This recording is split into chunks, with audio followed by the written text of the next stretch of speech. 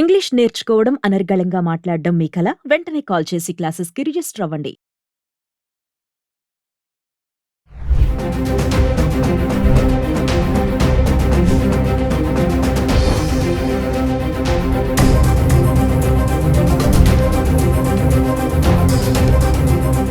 ఈ రోజున పరిస్థితి ఎట్లా ఉంది వివరించమన్నారు కదా! మీకు, మీ ప్రేక్షకులకి మొదట నా నమస్కారం. అలానే thanks for this opportunity. It's good to connect with you over this weekend. క్విక్‌గా నేను చెప్తాను విశేషాలు ఎలా ఉన్నాయి ఏంటిది. దాన్ని మనము చాలామంది చాలా భయపెట్టేస్తున్నారు ఆన్‌లైన్‌లో వీడియోలు పెట్టేసి భారతీయుల్ని, ఇండియన్స్‌ని, తెలుగు వాళ్ళని ఇండియాకి పంపించేస్తున్నారు. గ్రీన్ కార్డులు అయిపోతాయి, H1Bలు క్యాన్సిల్ అయిపోతాయి, ఇవేవేవో పెడుతున్నారు. ఇవన్నీ కూడా ఒక ఎగ్జిక్యూటివ్ ఆర్డర్తో మార్చేసేవి కాదు. These are all Congress passed laws ఇవి. సో రాత్రికి రాత్రి ఓవర్ నైట్ ఏది మారదు, అన్నీ యథావిధిగానే ఉంటాయి. కానీ ఇంతకుముందు నేను కొన్ని వీడియోస్లో మీకు చెప్పాను ఏంటంటే, ఈ కొత్త ప్రెసిడెంట్, కొత్త క్యాంపెయిన్ అయిన తర్వాత వాళ్ళకి ఒక టార్గెట్ ఉంది. ఏంటి అంటే, ఈ ప్రైవేట్ జైళ్ళు ఉన్నాయి, వాటికి కాంట్రాక్ట్స్ ఇచ్చారు, వాటిని నింపాలి, జనాలను అందులో పెట్టాలి. సో ఈ రోజున డిటైన్ చేసిన వాళ్ళని కూడా మీరు చూసినట్లయితే ఓన్లీ 10% డిటైనీస్ మాత్రమే వాళ్ళ రెస్పెక్టివ్ కంట్రీస్కి కానీ వేరే కంట్రీస్కి కానీ డిపోర్ట్ చేయడం జరిగింది. 90% పీపుల్ ఈ జైళ్ళలో ఉంటున్నారు. అలాంటివి కొత్త జైలు కూడా కడుతున్నారు ఇంకా. సో వాటిని నింపడం కోసం ప్రస్తుతం వాళ్ళది ఫస్ట్ టార్గెట్. దాంట్లో ముందు హడావిడిగా కొన్ని రైడ్స్ చేసేసి ఏవేవైతే స్టేట్స్ ఇక్కడ యుఎస్లో ఇల్లీగల్ ఇమ్మిగ్రెంట్స్ని బాగా ఎంప్లాయ్ చేస్తారో, ఫర్ ఎగ్జాంపుల్ ఫ్లారిడా, అక్కడ అందరూ ఎవరినైతే పట్టుకోగలిగారో పట్టేసుకున్నారు, వాళ్ళని లోపల వేసేసారు. నెక్స్ట్ మాకు హెవీగా ఈ ఇల్లీగల్ ఇమ్మిగ్రెంట్స్ మీద డిపెండ్ అయ్యే ఇండస్ట్రీస్ ఏమున్నాయో అవి ఏంటంటే, ఇటు నెవాడా కానీ, అంటే లాస్ వేగస్ ఎక్కడైతే ఉందో ఆ స్టేట్, దాని పక్కన Nebraska is the biggest meet producer for this country. అందులో 96% ఆర్ మేబీ 98% పీపుల్ ఇల్లీగల్ ఇమిగ్రెంట్సే ఉంటారు అక్కడ. కానీ ఆ స్టేట్స్లో, పర్టికులర్లీ నెబ్రాస్కాలో రిపబ్లికన్స్ చాలా స్ట్రాంగ్ హోల్డ్ అది.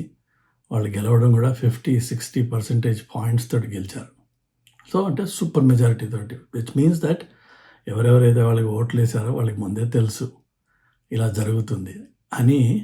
కానీ ఎవరికి వాళ్ళు ఏమనుకుంటారంటే, మాకేం కాదులే, మా ఇంటి వరకు రాడేవాడు, ఆ దొంగడు పక్కింట్లో లూటీ చేసుకుని పోయాడు, కానీ మా ఇల్లు సేఫ్, మమ్మల్ని ఏం చేయడంట. కానీ దొంగవాడు దొంగతనాలు మొదలుపెట్టాక ఈ ఇల్లు ఆ ఇల్లు తేడా ఉండదు వాడికి. అట్లాగా ఇప్పుడు Nebraska is in deep trouble, Kentucky is another state which is in deep trouble, Nevada, Florida, Texas, ఇలా ఏవేవైతే డీప్ రెడ్ స్టేట్స్ ఉన్నాయో అవి already they are in deep trouble because వాళ్ళకి లేబర్ దొరకట్లేదు. సో వాళ్ళని ఆల్రెడీ లోపల వేసేసారు, జైలు నింపేశారు. వాళ్ళ టార్గెట్స్ వాళ్ళు ఒక జైలుకి కంప్లీట్ చేసుకున్నారు. అట్లా కొత్త జైల్స్ కడుతున్నారు, వాటికి కూడా జనాలు కావాలి. సో ఇప్పుడు ఈ మ్యాస్ హంటింగ్, మ్యాస్ లిఫ్టింగ్, ఆ మ్యాస్ వలలు వేసి జనాలు పట్టడం అదే అయిపోయింది. ఇప్పుడు నెక్స్ట్ ఏంటంటే, వాళ్ళు ఏం చేస్తున్నారు, ఇమ్మిగ్రేషన్ డిపార్ట్మెంట్లో అలానే పోలీస్ దగ్గర, FBI దగ్గర రకరకాల రికార్డ్స్ గత 20-25 ఏళ్ళవి తవ్వి బయటికి తీసి, ఎవరెవరైతే వాళ్ళ సిస్టంలో డిఫరెంట్ క్రైమ్స్ చేసి ఉన్నారో, అంటే డ్రగ్ పొజిషన్లో పట్టుకున్న వాళ్ళు, ఆ ఛార్జెస్ సబ్సిక్వెంట్గా డ్రాప్ చేసినా వాడు డ్రగ్ పొజిషన్లో ఒకసారి పట్టుబడ్డాడు అంటే now he becomes a target. లేదు, ఇంతకుముందు ఏదైనా DUI కేసు అయింది, వాడిని ఫింగర్ ప్రింట్స్ చేస్తారు కేసులు అయినప్పుడు. ఇక్కడ మగ్ షాట్స్ అంటారు, ఫోటో తీస్తారు, ఫింగర్ ప్రింట్స్ తీస్తారు. ఒకసారి అవి తీస్తే you will be in the system for good. ఏదో 7 years తర్వాత లేదంటే కొన్ని రికార్డ్స్ తీసేయడము ఉంటాయి ప్రాసెస్, కానీ but record only is disabled, but it's always there and it is accessible to the law enforcement guys.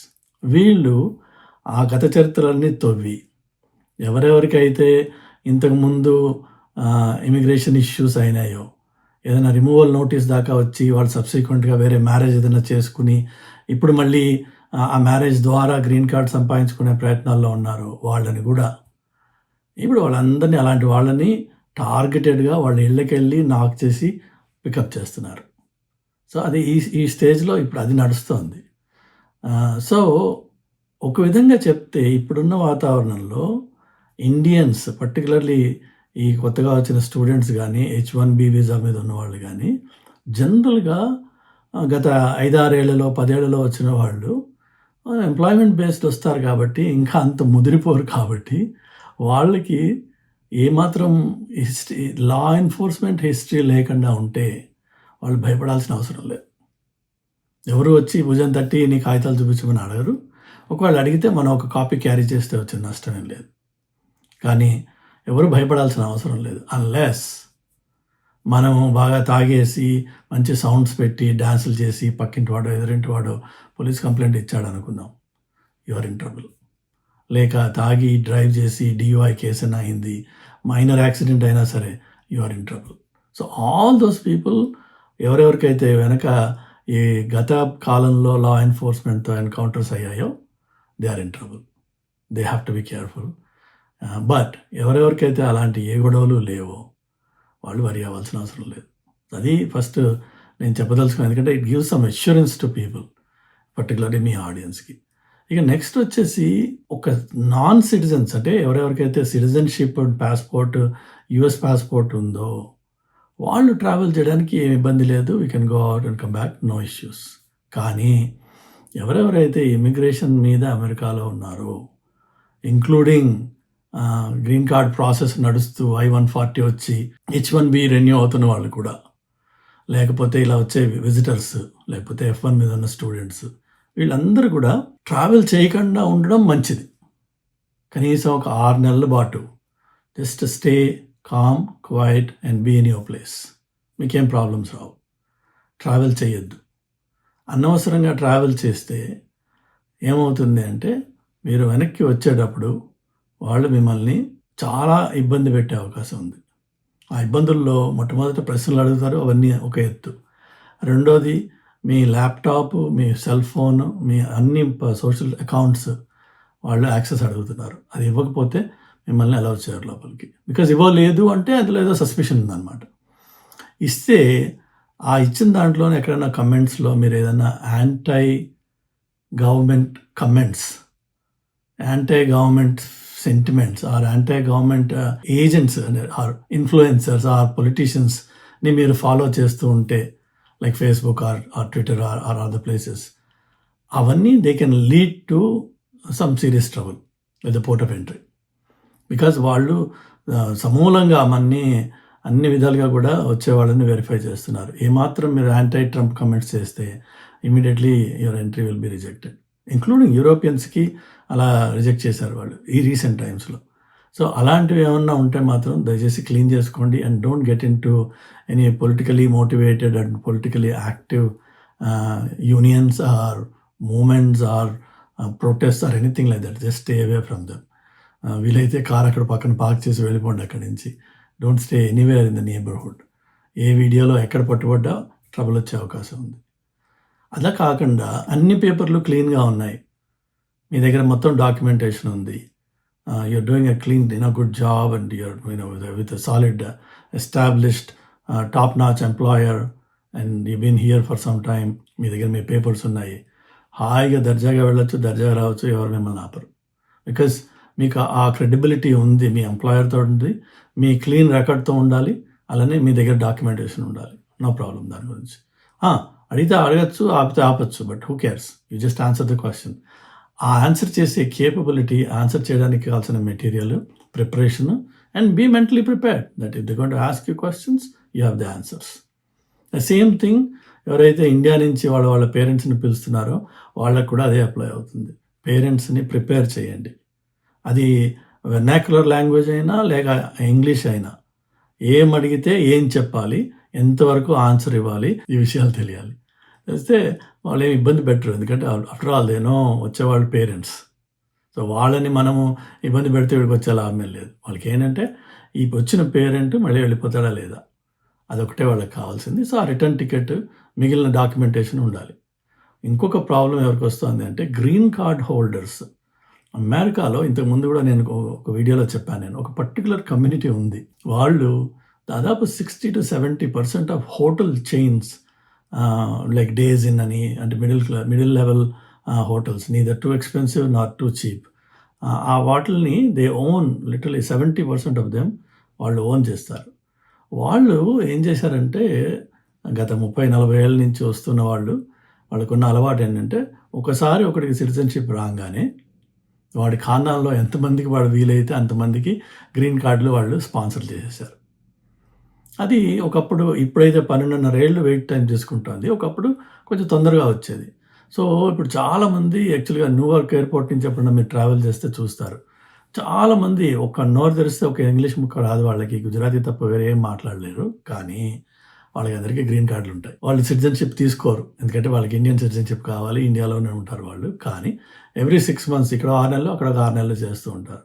ఇక్కడున్న 6 నెలల్లో వాళ్ళ హోటల్స్లో వర్క్ చేస్తూ ఉంటారు, వీళ్ళకి హెల్ప్ చేస్తూ ఉంటారు. వీళ్ళకేమో నమ్మకం వాళ్ళంటే, ఎందుకంటే ఆ కమ్యూనిటీలో ఆ ఫ్యామిలీ బేస్డ్ బిజినెస్ చేసే అలవాట్లు ఉన్నాయి వాళ్ళకి. ఎంప్లాయీని హైర్ చేసి ఎంప్లాయీకి పర్ అవర్ డబ్బులు ఇచ్చి వాటి 8 to 12 hours పైన పని చేయించుకుంటే వాడికి 12 hours వీళ్ళు ఇవ్వడం వీళ్ళకి ఇష్టం ఉండదు, 8 hours ఇస్తూ ఉంటాడు. కానీ ఎవరు మిగిలిన 4 గంటలు ఫ్రీగా చేస్తారు? సో చుట్టం అయితే వాడు ఫిక్స్డ్ రేట్ చేసేస్తారు వాళ్ళు. సో అలాగా వాళ్ళు కొంతమందిని తెచ్చుకుంటూ ఉంటారు. అది వేలల్లో, ప్రాబబ్లీ లక్షల్లో ఉండొచ్చు ఆ సంఖ్య. వాళ్ళకి ఇప్పుడు ఏమవుతుంది అంటే ఎవరెవరైతే ఇట్లా 180 days లోపు మీరు ఇండియాలో ఉండొచ్చు అనమాట గ్రీన్ కార్డులో ఉన్నవాళ్ళు. But within 6 months if you come back again, మీరు తర్వాత నెక్స్ట్ ఇయర్ మళ్ళీ ఇంకో 6 months వెళ్తూ ఉంటారు. అలాంటి వాళ్ళని మాత్రం పోర్ట్ ఆఫ్ ఎంట్రీలో ఆపేసి వాళ్ళ దగ్గర ఒక ఫామ్ సైన్ చేయించుకుంటున్నారు. ఆ గ్రీన్ కార్డ్ ప్రాసెస్ని నేను ఇక్కడ డ్రాప్ చేసుకుంటున్నా. ఏదైతే ఉందో, ఈ పర్టికులర్ ప్రాసెస్ ఏదైతే ఉందో, దీన్నే Trump just hates it. Family based immigration is something that he just hates it. Second వచ్చేసి బర్త్ రైట్ సిటిజన్షిప్, దాన్ని ఆయన మార్చలేడు. కానీ ఇది మాత్రం ఈజీగా కంట్రోల్ చేయొచ్చు. పోర్ట్ ఆఫ్ ఎంట్రీలో ఒక మనిషి మనకి క్యాప్టివ్గా అక్కడ ఉన్నాడు, ఈ కంట్రీ నుంచి ఒక 20 గంటలో 24 గంటలో ట్రావెల్ చేసి ఇక్కడ వచ్చి ఒక ఎయిర్పోర్ట్లో కూర్చున్నాడు, వాడికి ఎలాంటి ఆధారాలు ఉండవు.